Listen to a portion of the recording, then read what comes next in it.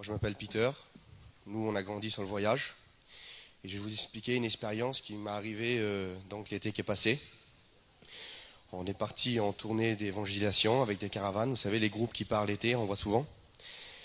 Et puis, lorsque le moment est venu, quand on quittait l'endroit où on était stationné avec les caravanes, je suis parti un petit peu à l'avance pour attendre le groupe qui passait. Et lorsque je me suis stationné sur un petit parking, un aire de repos, on s'est stationné à 2 caravanes et puis ma femme était garée derrière moi avec une voiture. Et puis moi j'avais mon fils avec moi à l'avant dans le fourgon. Et là, au moment qu'on devait quitter cette voie de stationnement, il y a une voiture qui a perdu le contrôle de son véhicule et a tapé à plus de 100 à l'heure dans la voiture qui avait ma femme à l'intérieur. Et cette voiture a été projetée contre ma caravane. Puis tout était cassé, tout était vraiment amoché. Et lorsque je suis sorti dehors, j'ai été voir ma femme à l'intérieur de cette voiture, avec le respect que je vous dois. Il y avait plein de sang partout dans la voiture. Il y avait la ceinture qui était pendue avec la ceinture. Et là, le premier réflexe que j'ai eu, c'était de défaire tout ce qu'elle avait de serré au niveau des vêtements, tout ça, j'ai tout enlevé. J'ai défait ses lacets, j'ai tout défait, je l'ai allongé, bien j'ai mis droit pour qu'elle puisse respirer. Et là, ma femme était morte dans mes bras. Je la tenais comme ça, et puis il n'y avait plus de respiration, il n'y avait plus rien du tout. Et je regardais autour de moi, on était dans une grande ligne droite. À Fontainebleau, ça s'est passé, puis il y avait plein de bois. Puis je regardais ça, puis je disais, là, je suis perdu. J'ai dit, elle est morte dans mes bras, je vais faire comment? Et puis j'ai prié le Seigneur de tout mon cœur.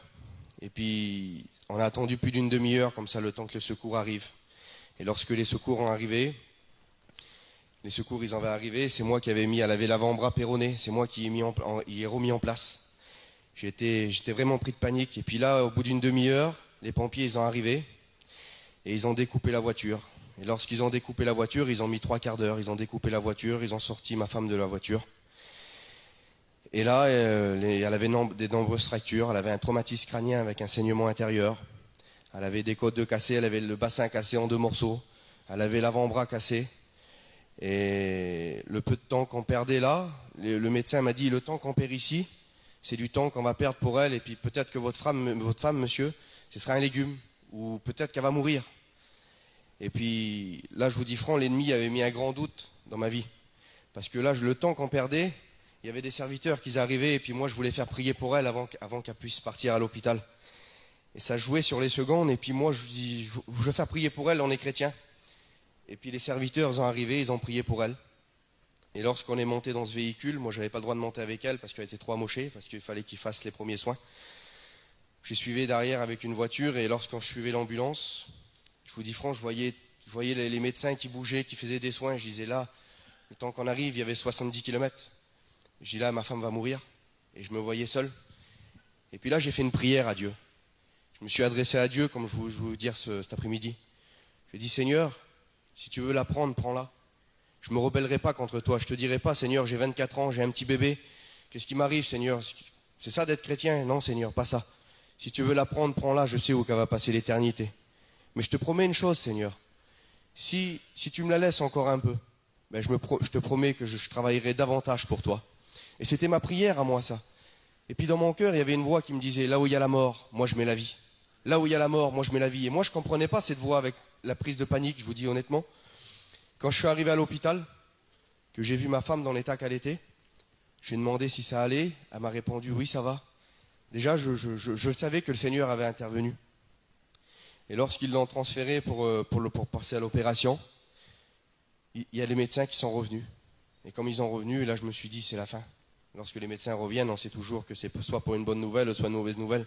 Mais là, ça faisait un laps de temps trop petit pour qu'ils m'annoncent une bonne nouvelle, je pensais ça. Et là, comme les médecins ils sont venus, ils m'ont dit, monsieur, on ne comprend pas ce qui se passe. Monsieur, qu'est-ce qu'il y a? Expliquez-moi. Ben, monsieur, sur ce papier qu'on a là, votre femme, c'est une femme qu'on ne pouvait rien faire pour elle. C'était une femme qui avait de nombreuses lésions, on ne peut rien faire. Et là, elle n'a rien du tout, monsieur. Et là, les médecins, ils ont été, je vais vous dire avec mes mots, ils ont été choqués. Et moi, je dis, monsieur, je sais qu'est-ce qui se passe. Jésus est vivant. Et il dit, monsieur, ce qu'on ne comprend pas, c'est le traumatisme crânien avec le saignement intérieur. Le temps du voyage, le sang était déjà sec. La tache était déjà sec au cerveau, on ne comprend pas. Et là, cette voix revenait dans mon cœur. Là, il y a la mort, moi je mets la vie. Et là, je ne comprenais pas. Et il dit, monsieur, ce qu'on ne comprend pas, c'est que vous allez être papa. Et là, le Saint-Esprit disait dans mon cœur, là où il y a la mort, moi je mets la vie. Aujourd'hui, on est un foyer chrétien. On travaille avec les frères. C'est vrai, on a fait pas mal d'églises. On le fait, on a un petit bébé de 2 mois maintenant. La famille de Dieu, ça a grandi. Et je remercie le Seigneur pour ça. Que Dieu vous bénisse.